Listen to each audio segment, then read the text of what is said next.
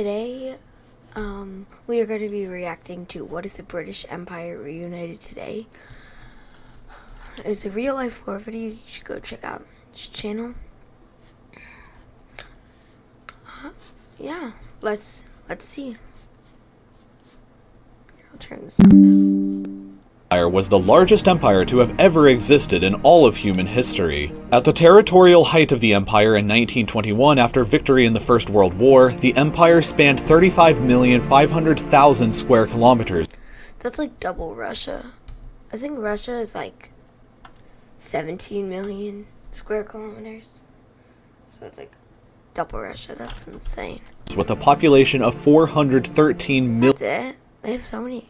I mean, most of that's probably British or India, Pakistan, British Raj. Million people, 23% of the world population at the time. The empire was so large 23%?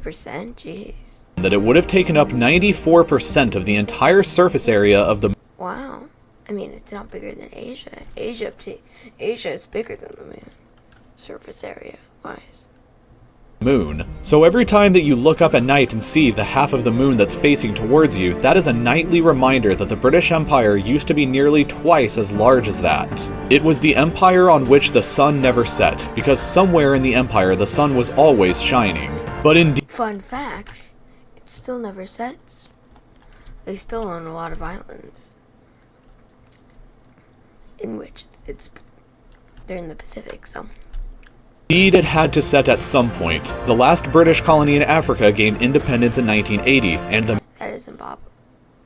I could have got that without the name. major city of Hong Kong, a British colony since 1898, was given back to China in 1997, symbolically marking the end of the empire.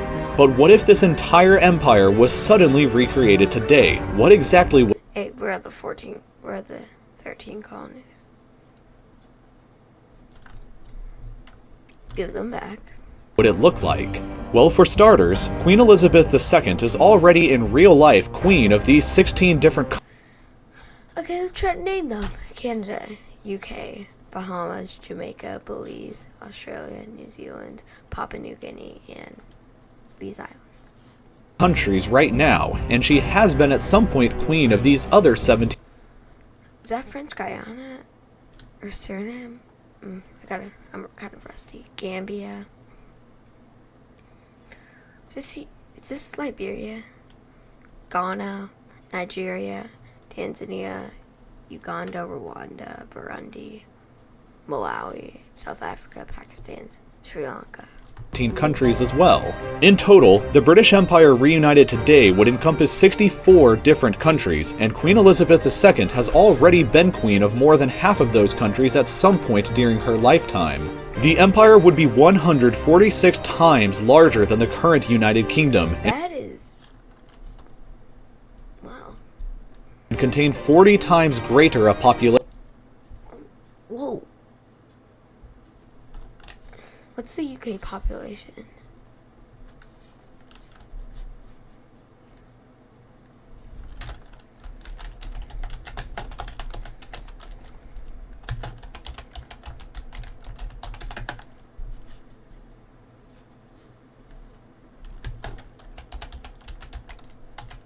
Let's see. 67 million.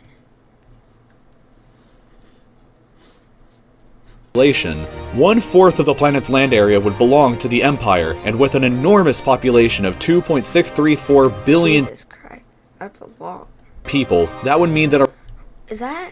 I mean, that's bigger than... around 37% of everybody on Earth would be a citizen of the Empire, a far greater percentage of the world population than in 1921 with the same territory. With all of this land and people, the British Empire would have a GDP of Well, yeah, before the colonies. 13.078 trillion US dollars, which would put it far behind the United States and place the empire with the second largest economy globally. However, the empire would have an incredibly poor population on average, with the average citizen earning just $4,900. Wow. Wow. That is $166 per year, slightly more impoverished than modern-day. Now maybe if is an African country, slightly more, well, owning that much land, you know, it's hard. Namibia. To compensate for this, the British Empire would have the largest military in the world, comprised of 4,917,000 active duty soldiers. The Empire's military budget would be a very large $268.175 billion Still behind the US that has like 610 billion. in US dollars, the second highest budget in the world, but less than half still of the US military budget. Overall, the British Empire would likely be the second strongest country in the world today, behind only the United States, but how would it compare to other empires that we've covered in this series? Here is a chart to show you. The British Empire. Let's see, so British Empire has population, not GDP per capita, not military. Mongol Empire does not have population, it has GDP, not GDP per capita, it does have military size. Roman, not population, not GDP per capita, military size, not Empire would have a higher population than both the Roman and Mongol empires, but have a smaller economy than both, a poorer population than both, and the Mongol military would be significantly larger. The biggest city in the British Empire would be Karachi in Pakistan, doesn't and it have like 20, maybe even 30 million people? with the exception of Lagos in Nigeria, the top 5 biggest cities would all be located on the Indian subcontinent. In fact, 9 out of the top 10 biggest cities would all be located in either Asia or Africa. The only one that wouldn't is London, which would be the 7th largest city in the empire. I wonder how much population London has. Despite this, London would likely become the capital of the whole empire since it was the historical capital of the British Empire. In addition, English would have to be the official language of the empire, despite the fact that it would only be the native language of only 5% of the population. It would, however, be understood as a secondary language by 17% of the population. That's a lot. English is an official language already in 49 out of the 64 countries that are making up the empire. Hindi would be the That is a lot of countries. single largest language spoken by 20% of the population, while Bengali and Urdu would constitute significant languages as Indian or something. well. The empire would be incredibly ethnically and religiously diverse, with only 5% of the population being classified as white, while 69% would be Asian or 5% white. Pacific Islander, with 69% Asian / Pacific. the population of India alone accounting for almost half of the entire empire. African and Afro-Caribbean Afro-Caribbean, 19%. ethnicities would account for 19% of the total, while Arabs and other Middle Eastern ethnic groups would contribute the remaining 7%. The United Kingdom itself would only contribute 2.4% of the entire empire's population. And finally, the religious diversity of the empire would be just as great, if not even greater, with Hinduism representing the 40% Hinduism. largest single faith at 40% of the total population, Islam at I don't know why I said it like that.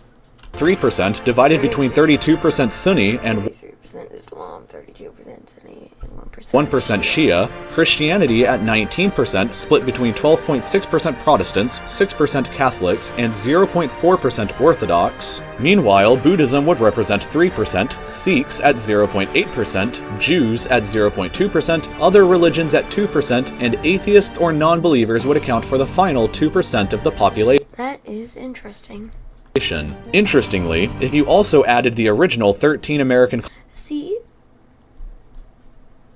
It'll probably be more than the US. colonies from the United States back into the empire, that would single-handedly raise the GDP of the empire up by over $6 trillion, equal to 47% of the entire empire's GDP before adding the colonies. If this happened, the 13 colonies would undoubtedly become the most valuable possession of the British Empire. The only question is, would the United States allow this to happen? So thank you so much for watching this video. No, they won't. I can just give you that. Okay, well, that was, really cool. I hope you should, check out Real Life Lore and outro.